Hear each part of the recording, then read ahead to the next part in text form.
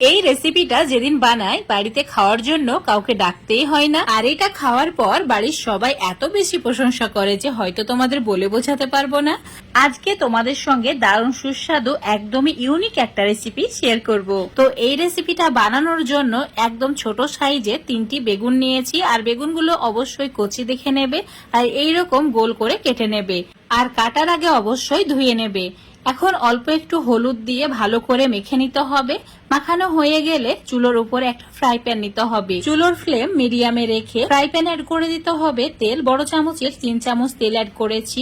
এখন তেলটা গরম হয়ে গেলেই অ্যাড করে দিতে হবে হলুদ মাখানো বেগুনের টুকরোগুলো। এখন চুলোর ফ্লেম মিডিয়ামে রেখেই উল্টে পাল্টে লালচে করে ভেজে নিতে হবে, আর এই বেগুনের টুকরোগুলো যাতে 50% মতো সেদ্ধ হয় সেই হিসেবে ভাজতে হবে। বেগুনের টুকরোগুলো অতিরিক্ত গলিয়ে ফেললে হবে না। তো এখন একটা প্লেটে তুলে রেখে দিচ্ছি। ওই ফ্রাই প্যানে আরো 2 চামচ মতো তেল অ্যাড করেছি। তেল গরম হয়ে গেলেই অ্যাড করে দিতে হবে একটা বড় সাইজের পেঁয়াজকে টুকরো করে কেটে নিয়ে। তো এখানে পেঁয়াজের পরিমাণটা একটু বেশিই লাগবে।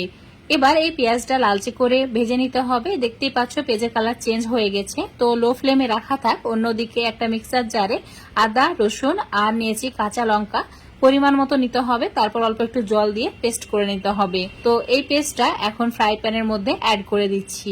এবার দিতে হবে হাফ চামচ হলুদ গুঁড়ো, তার সঙ্গে অ্যাড করে দিতে হবে স্বাদ মতো নুন, আর দিতে হবে অল্প একটু লঙ্কার গুঁড়ো। এখানে কাঁচা লঙ্কার ব্যবহারটা একটু বেশি হয়েছে তাই লঙ্কার গুঁড়োটা কম দিয়েছি, আর দিয়েছি অল্প একটু জিরের গুঁড়ো। এখন সমস্ত কিছু মিশিয়ে নিয়ে ভালো করে কষিয়ে নিতে হবে। এই সময় চুলোর ফ্লেমটা মিডিয়াম টু লো রেখেছি। এখন দেখতেই পাচ্ছ তেল খুব ভালোভাবে ছেড়ে দিয়েছে। তো এই সময় অ্যাড করে দিতে হবে 2টি তেজপাতা 4 টুকরো করে অ্যাড করেছি, আর অ্যাড করেছি 3টি এলাচ ফাটিয়ে নিয়ে তার সঙ্গে অ্যাড করেছি দারচিনি। এই 3টি উপকরণ অ্যাড করার পর আবারও 1-2 মিনিট ভালো করে কষিয়ে নিতে হবে। খুব সুন্দরভাবে কষানো হয়ে গেছে। চুলোর ফ্লেমটা একদম কমিয়ে দিতে হবে। এবার একটা মিক্সার জারে 1 কাপ নারকেল কুচি নিতে হবে, তার সঙ্গে অ্যাড করে দিতে হবে 1 কাপ জল, তারপর একদম মিহি করে পেস্ট করে নিতে হবে। তারপর ছাকনা দিয়ে ছেঁকে নিয়ে ঠিক এইভাবে নারকেলের দুধটাকে বের করে নিতে হবে। এই দুধটা সম্পূর্ণই কড়াইয়ের মধ্যে ঢেলে দিতে হবে।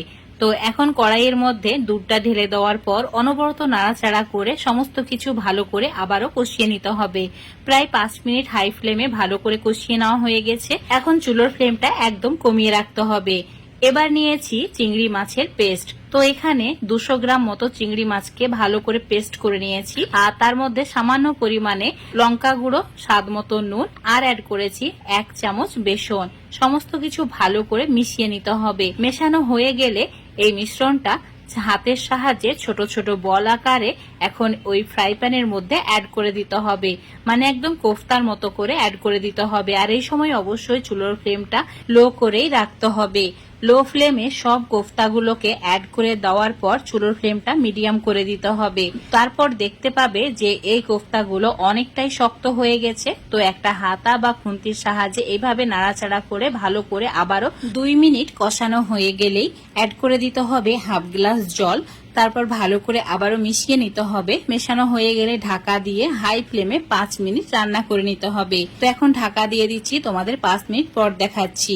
5 মিনিট হাই ফ্লেমে রান্না করার ফলে চিংড়ির কোফতাগুলো খুব সুন্দরভাবে সেদ্ধ হয়ে গেছে। এবার অ্যাড করে দিতে হবে ভেজে রাখা বেগুনের টুকরোগুলো, তার সঙ্গে অ্যাড করে দিতে হবে চেরা কাঁচা লঙ্কা। বেশ কিছু কাঁচা লঙ্কা অ্যাড করেছি এখানে। এবার ভালো করে মিশিয়ে নিয়ে চুলোর ফ্লেমটা মিডিয়াম টু লো করে রেখে দিতে হবে। তারপর ঢাকা দিয়ে 5 থেকে 6 মিনিট মতো রান্না করে নিতে হবে। তো ঢাকা দিয়ে দিচ্ছি, তারপর তোমাদের 6 মিনিট পর দেখাচ্ছি। দেখতেই পাচ্ছ ওপরে একদম তেলটা ভেসে উঠেছে আর খুব সুন্দর একটা কালার এসেছে। তো আজকের এই দারুণ সুস্বাদু রেসিপিটা খাওয়ার জন্য একদমই রেডি। তো আজকের রেসিপিটা তোমাদের কেমন লেগেছে অবশ্যই কমেন্ট করে জানাবে। এই নতুন স্বাদের রেসিপিটা এতটাই সুস্বাদু হয় যে গরম ভাতের সঙ্গে খেতে দারুণ লাগে।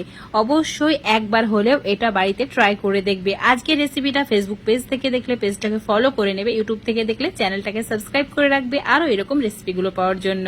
তো বন্ধুরা দেখতে পাচ্ছ কতটা সুন্দর হয়েছে। এটা থাকলে অন্য কোনো তরকারির প্রয়োজন হয় না। তো বন্ধুরা অবশ্যই একবার ট্রাই করে দেখবে।